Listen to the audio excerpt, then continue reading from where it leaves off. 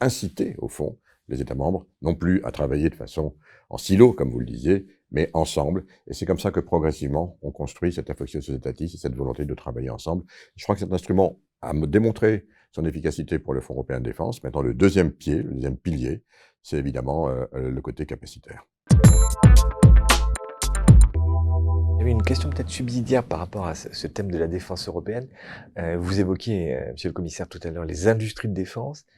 Comment peut-être sublimer ou subsumer les combats internes entre industriels de la défense européenne et favoriser des synergies, des projets communs on voit Alors, trop souvent entre grands États européens sortir dans la presse des affrontements entre tel ou tel industriel.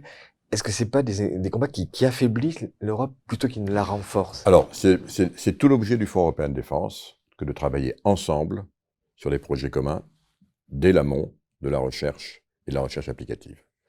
Mais, et c'est le deuxième volet que je voulais peut-être développer, c'est qu'effectivement, nous avons décidé maintenant pour, je dirais, renflouer nos réserves et donc nos capacités, notamment en matière de munitions et autres, de proposer un instrument qu'on appelle EDIRPA, qui va permettre d'inciter les États membres à se mettre ensemble pour acheter ces équipements, évidemment, faits en Europe. Il ne s'agit pas de dépenser de l'argent public des contribuables européens pour aller acheter en dehors d'Europe. Il faut évidemment, les États membres ont toujours la possibilité d'aller, s'ils veulent, acheter où ils veulent.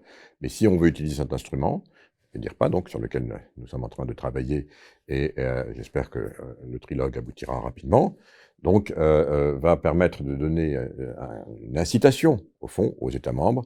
Si par exemple, les États membres veulent racheter des munitions, des obus, des lance-roquettes, des missiles anti-chars, que sais-je, et à ce moment-là, si 3 États membres se mettent ensemble, eh bien, et qu'ils décident d'acheter ensemble ces munitions, l'entreprise européenne, la Commission aura un instrument financier pour abonder et donc donner une incitation assez forte financière et donc inciter, au fond, les États membres, non plus à travailler de façon en silo, comme vous le disiez, mais ensemble. Et c'est comme ça que progressivement, on construit cette affectio societatis et cette volonté de travailler ensemble.